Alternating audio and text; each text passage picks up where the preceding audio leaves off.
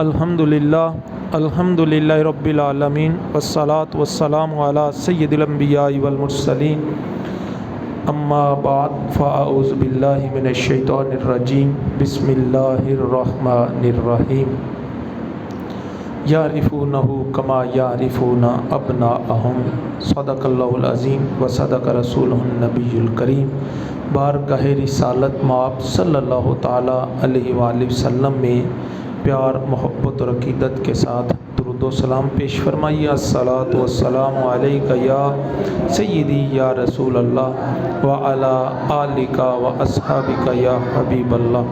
الصلاۃ والسلام علیک یا رحمۃ للعالمین وعلی آلک و اصحابک یا شفیع المذنبین۔ میرے نہایت ہی واجب الاحترام بزرگوں اور دوستوں، اللہ رب العزت کا بے بہا شکر ہے کہ اس نے ہمیں ایک دفعہ پھر اپنے محبوب کریم صلی اللہ تعالیٰ علیہ وآلہ وسلم کے میلاد پاک کی محفل میں شرکت کا شرف بخشا ہے۔ حضرات وقار، آج ہمارا موضوع ہے کہ سرکار دو عالم صلی اللہ تعالیٰ علیہ وآلہ وسلم کی بعثت مبارکہ سے پہلے بھی حضور کا ذکر اور چرچا موجود تھا، اور صرف ہم ہی حضور کے اس دنیا میں جلوہ فروز ہونے کے بعد حضور کا ذکر نہیں کرتے، بلکہ حضور کی آمد سے پہلے بھی حضور کا ذکر ہوتا رہا ہے، اور قرآن مجید نے اس کی طرف مختلف جگہوں پہ ذکر بھی فرمایا، اشارہ بھی فرمایا یعرفونہ کما یعرفون ابناءہم۔ اور یہ اہل کتاب جو ہے، یہ میرے نبی صلی اللہ تعالیٰ علیہ وآلہ وسلم کو ایسے پہچانتے ہیں جیسے یہ اپنے بیٹوں کو پہچانتے ہیں۔ تو اپنے بیٹوں کا لفظ استعمال کیا، اور یہ بڑی ایک بلیغ مثال دی ہے کہ سب سے زیادہ انسان کو اپنے بیٹے کی پہچان ہوتی ہے، کیونکہ وہ اس کی نسل ہے اور اس کی محبتوں کا، اس کی شفقتوں کا محور ہے، اور اس کی نسل اس کے ذریعے سے آگے بڑھنی ہے، اس کا لخت جگر ہے۔ تو جتنی انسان کو اس کی پہچان ہوتی ہے، اتنی پہچان انسان کو کسی دوسری چیز کی نہیں ہوتی۔ تو اللہ رب العزت نے فرمایا یہ اہل کتاب جو ہیں، یہ میرے محبوب صلی اللہ تعالیٰ علیہ وآلہ وسلم کو ایسے پہچانتے ہیں جیسے یہ اپنے بیٹوں کو پہچانتے ہیں، یعنی میرے نبی کی پہچان میں ان کو کسی قسم کی کوئی غلطی جو ہے وہ لاحق نہیں ہوئی۔ یہ ساری نشانیاں جانتے تھے۔ حضرت صفیہ رضی اللہ تعالی عنہا، جن کو بعد میں حضور کی زوجیت کا شرف بھی نصیب ہوا، وہ فرماتی ہیں کہ جب سرکار دو عالم صلی اللہ علیہ وسلم مکہ سے ہجرت فرما کر قباء میں تشریف لائے تو میرے والد گرامی جو ہے حی بن اخطب اور میرے چچا، یہ دونوں جو ہے حضور کو قباء میں ملنے کے لیے حاضر ہوئے، اور یہ صبح منہ اندھیرے گئے اور رات شام کے بعد آئے، اور سارا دن حضور کے ساتھ انہوں نے گزارا، اور جب یہ واپس آئے تو یہ تھکے ماندے تھے، اور کہتے ہیں کہ میں نے اپنے چچا کو اپنے والد سے یہ بات کرتے ہوئے سنا کہ کیا یہ وہی ہے؟ تو میرے باپ نے آگے سے کہا کہ ہاں یہ وہی ہے، کیونکہ ان کے باپ یہودیوں کے بہت بڑے عالم تھے اور ان کے پاس تورات کا بڑا علم تھا۔ تو چچا نے میرے باپ سے پوچھا کہ کیا یہ وہی ہیں؟ انہوں نے کہا وہی ہیں۔ کہا کیا تم نے ان کو تورات کے اندر جو بیان کردہ نشانیاں ہیں ان سے پہچان لی ہے؟ کہتے ہیں بالکل، اس میں اللہ کی قسم کوئی شک نہیں ہے کہ یہ وہی ہے۔ تو کہتے ہیں پھر میرے چچا نے کہا کہ اب تمہارا اس کے بارے میں پھر کیا خیال ہے؟ کہنے لگا اللہ کی قسم میں جب تک زندہ رہوں گا ان کی مخالفت کرتا رہوں گا۔ تو گویا پہچاننے میں کوئی فرق نہیں لگا، فرق صرف کیا ہے کہ انہوں نے حسد کی بنا پر حضور کو قبول کرنے سے اور حضور پر ایمان لانے سے انکار کر دیا۔ تو اس طرح یہودی جو ہیں یہ حضور صلی اللہ تعالیٰ علیہ وآلہ وسلم کو پہچانتے تھے۔ حضرت عائشہ رضی اللہ تعالیٰ عنہا آپ بیان فرماتی ہیں کہ مکہ میں جو ہے وہ جب حضور کی ولادت سے پہلے ایک یہودی عالم جو ہے وہ تجارت کی غرض سے آیا، اور اس نے جس دن حضور کی ولادت ہوئی صبح سویرے وہ کھڑا ہوا، اس نے کہا کہ گروہ قریش ذرا ادھر آؤ میری بات سنو. جب اکٹھے ہوئے تو کہنے لگا کہ آج رات تمہارے ہاں کسی کے ہاں بیٹا پیدا ہوا ہے؟ انہوں نے کہا کہ ہمیں تو اس کی خبر نہیں. انہوں نے کہا کہ وہ ستارہ جو اس رات طلوع ہونا تھا جس رات نبی آخر الزمان نے جلوہ فروز ہونا تھا، ان کی ولادت ہونی تھی، رات کو وہ ستارہ طلوع ہو گیا ہے. اور تم اپنے اپنے گھروں میں جاؤ اور پتہ کرو کہ تم میں سے کسی کے گھر میں بیٹا تو پیدا نہیں ہوا. لوگ آئے اور انہوں نے گھروں سے پتہ کیا تو پتہ چلا کہ عبد المطلب کے ہاں پوتا پیدا ہوا ہے جس کا نام انہوں نے احمد رکھا ہے. تو اس یہودی کو آ کے انہوں نے خبر دی کہ اسی طرح معاملہ ہے. وہ یہودی گیا اور اس نے کہا کہ مجھے بھی تو دکھاؤ وہ بچہ کیسا ہے.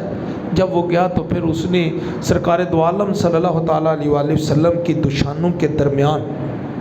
جب وہ بالوں کا گچھا جو مہر نبوت کی شکل میں تھا اس کو دیکھا تو وہ کش کھا کے گر پڑا، بے ہوش ہو گیا. جب تھوڑی دیر کے بعد ہوش میں آیا تو لوگوں نے پوچھا کہ خدا کے بندے تجھے کیا ہوا، تو کیوں بے ہوش ہو گیا؟ اس نے کہا گروہ قریش تمہیں مبارک ہو کہ یہ بچہ بڑی عظمتوں والا بچہ ہے. آج نبوت بنی اسرائیل سے نکل گئی اور نبوت بنی اسماعیل میں آ گئی، اور تمہیں مبارک ہو کہ اس کی وجہ سے 4 دانگے عالم میں تمہارے نام کے ڈنکے بجیں گی، تمہیں عزتوں سے نوازا جائے گا. یہ وہ بچہ ہے. گویا حضور صلی اللہ تعالیٰ علیہ وآلہ وسلم کے بارے میں پچھلی جو کتابیں تھی بالخصوص تورات ہے اس کے اندر سرکار دو عالم صلی اللہ تعالیٰ علیہ وآلہ وسلم کی تمام تر نشانیاں موجود تھیں. حضرت سلمان فارسی رضی اللہ تعالیٰ عنہ آپ اپنے ایمان لانے کا واقعہ بیان فرماتے ہیں. آپ فرماتے ہیں کہ میں بکتا بکاتا جو ہے وہ سرکار دو عالم صلی اللہ تعالیٰ علیہ وآلہ وسلم کی مجلس میں پہنچا تو مجھے میرے استاد نے آخر میں کہا کہ جو آخری میرا استاد تھا جس کے پاس میں نے تورات پڑھی تھی، کہنے لگے کہ میں اس کے پاس جو ہے سے ہو کے اس سے پوچھا کہ اب مجھے بتا کہ میں کدھر جاؤں. اس نے کہا اب تمہیں کسی اور استاد کے پاس جانے کی ضرورت نہیں ہے، اب نبی آخر الزمان صلی اللہ تعالیٰ علیہ وآلہ وسلم کی ولادت کا وقت قریب آ گیا ہے، اور تو اس طرح کا ایک کھجوروں کا جو ہے وہ نخلستان ہوگا وہاں چلا جا، وہ ان کی ہجرت گاہ ہوگی. تو حضرت سلمان فارسی فرماتے ہیں میں چلتا چلتا مدینہ شریف میں آ گیا، اور اسے اس وقت یثرب کہا جاتا تھا. کہنے لگے کہ میں ایک جو ہے وہ بکتا بکاتا وہاں آیا، میرا مالک جو ہے میں اس کے باغ میں کام کر رہا تھا، تو میں کھجور کے اوپر چڑھا ہوا تھا تو میرے مالک کے پاس ایک شخص آیا اور اس نے آ کے کہا، اس نے کہا کہ اس طرح کا ایک شخص ہے اور وہ مکہ سے ہجرت کر کے یہاں آیا ہے اور وہ کہتا ہے کہ میں اللہ کا نبی ہوں. تو وہ اور اس کا مالک آپس میں باتیں کر رہے تھے. تو حضرت سلمان فارسی فرماتا ہے جب میں نے اتنا سنا تو میں کھجور کے درخت پہ تھا، میرا دل کرتا تھا میں چھلانگ لگا کے نیچے آ جاؤں. میں تیزی سے نیچے اترا اور جا کے میں نے پوچھا اپنے مالک سے کہ یہ کیا کہتا ہے؟ کہتا ہے میرے مالک نے مجھے تھپڑ دے مارا، کہا غلام ہے تو غلام رہ، تیرا کام کرنا ہے، مالک کی باتوں میں آنا تیرا کام نہیں ہے. کہتا ہے میں نے تھپڑ کھایا واپس چلا گیا، لیکن اس انتظار میں تھا کہ کبھی حضور کی مجلس میں حاضر ہو کر حضور کا دیدار کروں گا.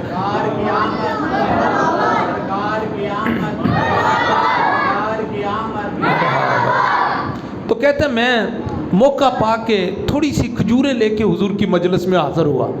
اور میں نے سرکار دو عالم صلی اللہ تعالیٰ علیہ وآلہ وسلم کو کھجوریں پیش کیں، اور میں نے عرض کی کہ یا رسول اللہ صلی اللہ علیہ وسلم آقا یہ کھجوریں جو ہیں یہ تحفہ ہیں، اس کو قبول فرما لیں. تو کہتے ہیں حضور نے وہ کھجوریں لیں اور خود بھی تناول فرمائیں اور صحابہ میں بھی تقسیم فرما دی. حضور کی عادت مبارکہ تھی کہ حضور کی جناب میں کوئی چیز پیش کی جاتی تو حضور اس کو صحابہ میں بھی تقسیم فرما دیا کرتے تھے.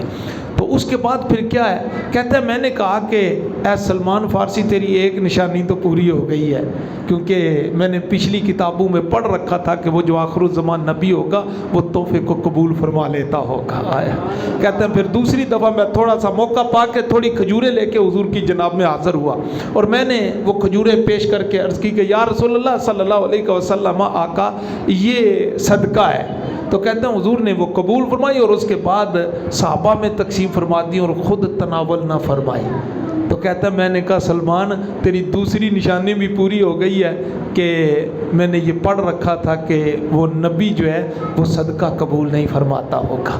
صدقہ تناول نہیں فرماتا ہوگا۔ پھر اس کے بعد کیا ہے، حضرت سلمان فارسی فرماتے ہیں میری ایک نشانی رہ گئی تھی، اور وہ کیا تھی کہ میں نے پچھلی کتابوں میں پڑھ رکھا تھا کہ اس نبی کے دو شانوں کے درمیان جو ہے وہ مہر نبوت ہوگی، اور میں حضور کی مجلس میں حاضر ہوتا رہتا کہ کبھی کوئی موقع ملے اور حضور کے کندھوں سے کپڑا ہٹے اور مجھے مہر نبوت کا دیدار نصیب ہو جائے اور میری تیسری نشانی بھی پوری ہو جائے۔ کہتا ہے میں اسی طرح ایک حضور جنازے میں حاضر تھے کہ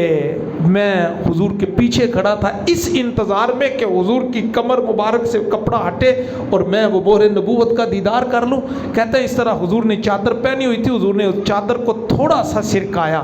یہاں تک کہ حضور کے قد مبارک جو ہے ان کے درمیان کی جگہ ننگی ہو گئی۔ میں نے پیچھے دیکھا، جو ہی میں نے دیکھا تو حضور نے میری طرف دیکھ کے مسکرائے۔ مجھے ایسے لگ رہا تھا حضور مجھ سے پوچھ رہے ہو سلمان فارسی تیری تیسری نشانی پوری ہوئی ہے کہ نہیں ہوئی ہے؟ تو کہتا ہے میں جو ہے وہ حضور کے قدموں میں گر گیا، میں نے کلمہ پڑھ لیا۔ میں نے کہا عرض کی یا رسول اللہ میں نے 3 نشانیاں پڑھی تھی، میری تینوں نشانیاں پوری ہو گئی ہیں، مجھے اپنی غلامی میں شامل فرما۔ پھر حضور نے ان کی غلامی سے آزادی کا اہتمام بھی فرمایا۔ اس کا واقعہ بھی حضرت سلمان فارسی فرماتے ہیں کہ میرے مالک نے کہا کہ 500 جو ہے وہ تو کھجوروں کے درخت لگائے اور ان میں سے کوئی بھی خشک نہ ہو تو وہ تو مجھے لگا کے دے، اور پھر کچھ سونا بھی طے ہوا، کہا تجھے آزاد کر دیں گے۔ تو حضرت سلمان فارسی آئے، یا رسول اللہ یہ مکاتبت طے ہوئی اور یہ غلامی کی آزادی کی شرط طے ہو گئی ہے کہ 500 کھجوروں کے پودے جو ہیں ان کو ہرا کر کے دینا ہے، کیونکہ پودا لگایا جائے تو خشک بھی ہو جاتا ہے۔ حضور نے فرمایا صحابہ کو بھیجا، کہا جاؤ اس کے اپنے بھائی کے ساتھ جاؤ اور گڑھے کھودو، کہا پودے تب تک نہیں لگانے جب تک میں نہ آؤ۔ تو حضرت سلمان فارسی فرماتے ہیں حضور جب ہم نے گڑھے کھود لیے تو حضور کی جناب میں عرض کی کہ یا رسول اللہ صلی اللہ علیہ وسلم آقا گڑھے کھود لیے گئے ہیں۔ کہتے ہیں حضور اپنے دستے مبارک سے پودے لگاتے چلے گئے، 500 پودے حضور نے اپنے دستے مبارک سے لگائے۔ فرماتے ہیں وہ 500 کے 500 ہرے ہوئے تھے، ان میں سے ایک پودا بھی خشک نہیں ہوا تھا۔ تو یہ حضور کی جو نشانیاں وہ پچھلی کتابوں میں موجود تھی۔ ایک صحابی دوسرے سے کہتا ہے تمہیں پتہ ہے کہ یہ یہودیوں کا جو شعبہ ہے اس کا بیٹا اسد اور سالبہ اور عبید کا بیٹا جو ہے وہ اسد، یہ کیوں مسلمان ہوئے تینوں؟ یہ تینوں نوجوان تھے، یہ کیوں مسلمان ہوئے؟ کہا مجھے تو خبر نہیں۔ کہا کہ ان تینوں کے مسلمان ہونے کی وجہ یہ ہے کہ ایک یہودی جو کہ حضور کی بعثت سے 2 سال پہلے مدینہ میں آ کے آباد ہوا تھا اور یہ شام سے آیا تھا، اور یہ وہ یہودی کہتے ہیں کہ ہم نے اس سے زیادہ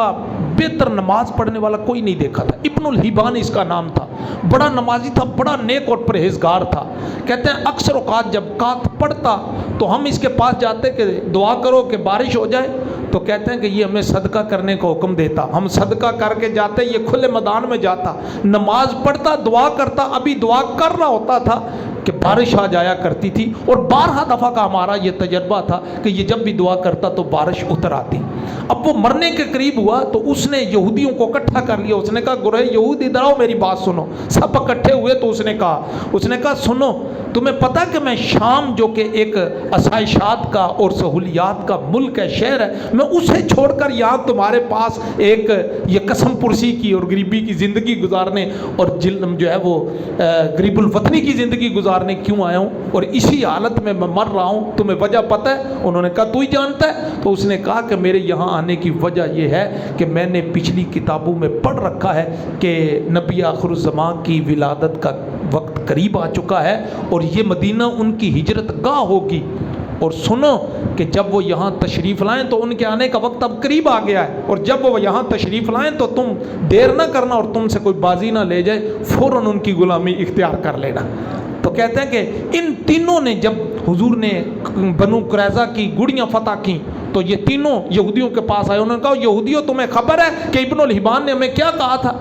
انہوں نے کہا کہ جس نبی کے بارے میں ابن الحمان ہمیں خبر دیتا تھا اور جس کی نشانیاں اس نے ہمیں بتائی تھیں وہ ساری نشانیاں تو اسی نبی میں موجود ہیں۔ وہ کہنے لگے کہ نہیں، کہتے ہیں وہ تینوں اترے اور رسول اللہ صلی اللہ علیہ وسلم کی غلامی انہوں نے اختیار کر لی اور حضور کا کلمہ پڑھ لیا، اور یہ پرواہ نہ کی کہ ہماری اولاد کا کیا بنے گا، ہمارے مال جائیداد کا کیا بنے گا، ہمارے گھر بار کا کیا بنے گا۔ ہر قسم کے خطرات سے بالا تر ہو کر انہوں نے رسول اللہ کا کلمہ پڑھ لیا تھا۔ وجہ کیا تھی؟ وجہ فقط یہی تھی کہ انہوں نے بھی اس ابن الحبان سے سن رکھا تھا کہ یہ نبی جو ہے وہ بڑی عظمتوں والا نبی ہوگا، اور یہی آخر الزمان نبی صلی اللہ تعالیٰ علیہ وسلم۔ ابن سنان بیان کرتے ہیں، کہتے ہیں کہ میں یہودیوں کے ایک قبیلے کے پاس تھا، تو انہیں بنو اشہل کہا جاتا ہے، کہتے ہیں میں ان کے پاس موجود تھا، تو ان کے ہاں جو ہے ایک یوشا ان کا جو عالم تھا وہ حضور کی گفتگو کر رہا تھا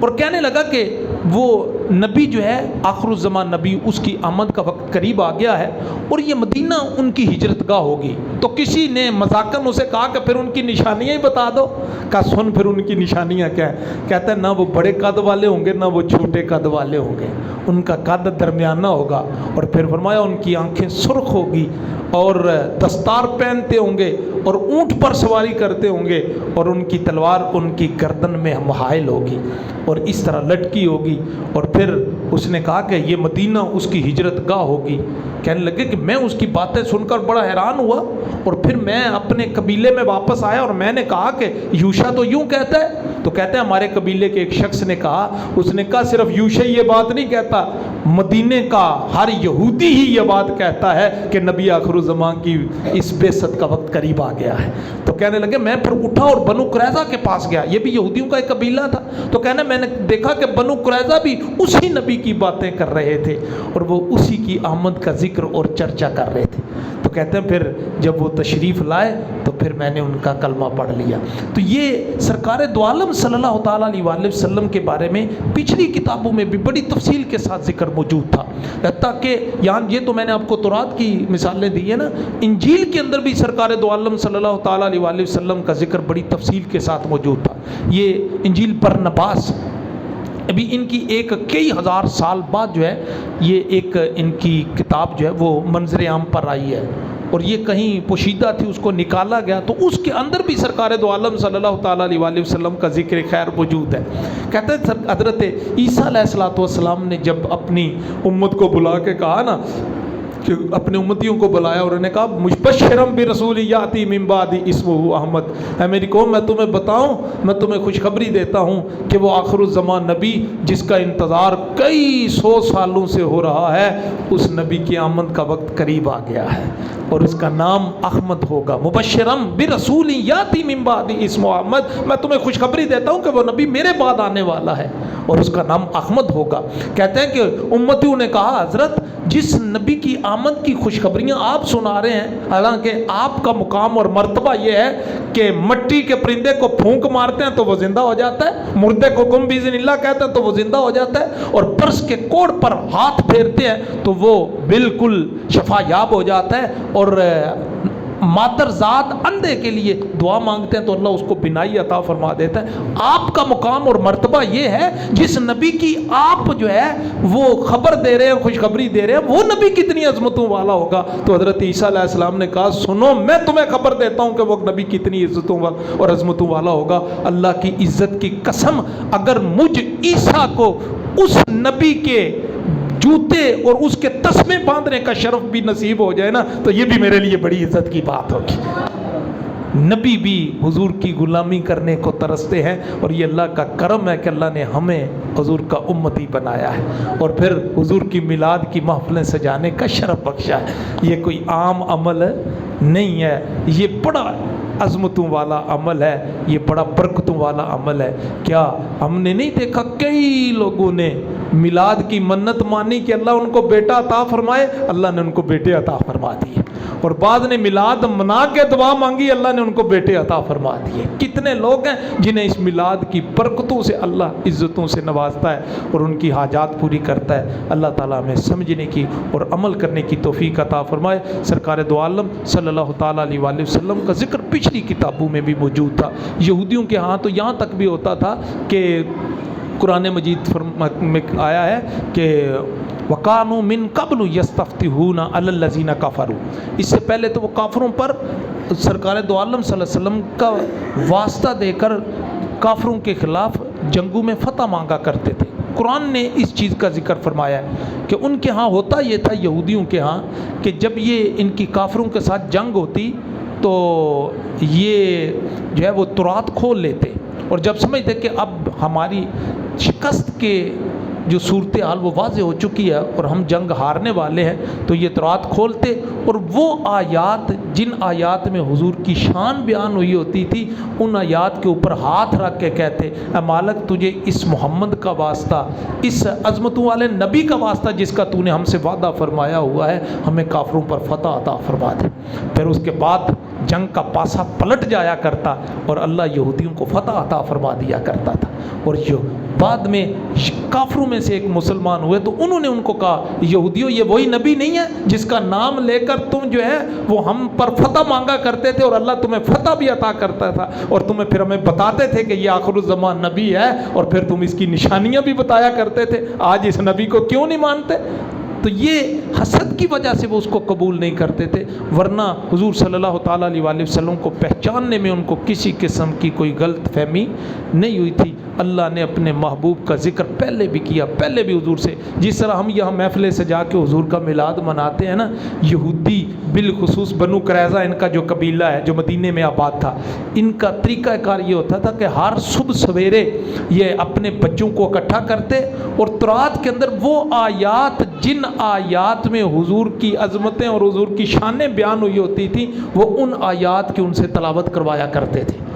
اور پھر اس طرح صبح سویرے اپنے بچوں کو حضور کی نشانیاں بیان کرتے، حضور کی عظمتیں ان کے سامنے ان کو یاد کرواتے۔ میں کہتا ہوں ہم صرف 12 ربیع الاول کو میلاد مناتے ہیں، یہودی تو حضور کی آمد سے پہلے ہر صبح کو میلاد منایا کرتے تھے اور حضور کا ذکر کیا کرتے تھے۔ آج ہم ہیں کہ اپنی اولادوں کو حضور کی عظمتیں بیان نہیں کرتے اور ان کے سامنے حضور کی شانیں بیان نہیں کرتے، ورنہ یہودی، اور یہ پہلے بھی حضور کے آمد سے ذکر ہوتا رہا، مقصد کہتا ہوں فرق صرف اتنا ہے کہ ہم جب میلاد مناتے ہیں تو ہم کہتے ہیں کہ آ گیا وہ نور والا جس کا سارا نور ہے، اور وہ کہا کرتے تھے آئے گا وہ نور والا جس کا سارا نور ہے، وہ حضور کی آنے کا ذکر کرتے تھے، ہم حضور کے آ جانے کا ذکر کرتے ہیں۔ اللہ تعالیٰ ہمیں حضور کی شان کو سمجھنے کی توفیق عطا فرمائے، ہماری اولادوں کو بھی یہ اس طرح بچے ہمارے، کل ایک بھائی نے بڑی خوبصورت ہمیں مشورہ دیا ہے، میں چاہتا ہوں کہ دوست احباب اس میں ہمارے ساتھ تعاون کریں۔ انہوں نے کہا جی کہ ایک بچہ نعت پڑھے اور ایک بڑا صاحب جو ہے وہ نعت پڑھے، تو ہم چاہیں گے کہ جو بچے ہمارے ہیں ان کے اندر بھی نعت کا ذوق پیدا ہو۔ روز ایک بچہ، ہمارے پاس ابھی 8-10 دن ہے، تو اس میں ہم چاہیں گے کہ ایک بچہ جو ہے وہ نعت پڑھے اور حضور کی ثنا بیان کریں، اس طرح بچوں کے اندر شوق پیدا ہوتا ہے اور اس طرح بڑھ چڑھ کر حصہ لیں گے تو ایک ماحول بن جائے گا حضور کی ثنا خوانی کا۔ تو کل تمام بچے جو ہیں وہ کوشش کریں کہ نعت یاد کر کے لائیں۔ ہاں جی، کل بچے نعت یاد کر کے لائیں گے جی؟ ہاں جی، وہ اسی طرح تھوڑا ادھر موقع ملے گا تو ان کی ہچکچاہٹ ختم ہوگی، ٹھیک ہے جی؟ کل کون کون آپ میں سے نعت پڑھے گا جی؟ چلیں ہاتھ کھڑا کریں۔ ایک ہو گیا جی، حسن ہو گیا، ایک محمد ابراہیم ہو گیا، اور آپ کا نام کیا ہے جی؟ محمد ہارون، عبد الوہاب، ماشاء اللہ، اور طاہا بھی جی، ماشاء اللہ، یہ تو بہت زیادہ ہو گیا جی۔ محمد احمد ہے، یہ کیا نام ہے؟ حبیب الرحمان، او سبحان اللہ جی، او یہ خدیجہ بھی پڑھے گی، ہاں جی ماشاء اللہ، طاہا ہے، اور ہے نمرہ بھی پڑھے گی، ماشاء اللہ سبحان اللہ، یہ تو جناب رونق لگی۔ آپ کا نام کیا جی؟ اذان، ماشاء اللہ، اذان بھی اذان دیں گے جی انشاءاللہ جی۔ آپ کا نام کیا ہے؟ عبداللہ، ابو بکر، ماشاءاللہ بڑا پیارا نام ہے جی، ابو بکر بھی پڑھے گا۔ عمیر ہو گیا، عبداللہ، ماشاءاللہ، وہ پیچھے بھی ایک بھائی ہیں جی، ہیں جی جی، ٹھیک ہو گیا انشاءاللہ۔ آپ نام لکھوا دیں تو ایک ایک کر کے ہم جو ہے وہ فہرست بنا دیں گے، ایک ایک کر کے آپ کی باری آئے گی تو انشاءاللہ آپ کو موقع ملے گا کہ حضور کی ثنا خوانی کریں اور اپنے وقت جگائیں۔ جو بچے حضور کی ثناخوانی کرتے ہیں نا، حضور کی نعتیں پڑھتے ہیں، یاد رکھیں وہ بچے بڑے ہو کر پھر بڑے بنتے ہیں۔ اللہ تعالیٰ ہمیں عمل کی توفیق عطا فرمائے۔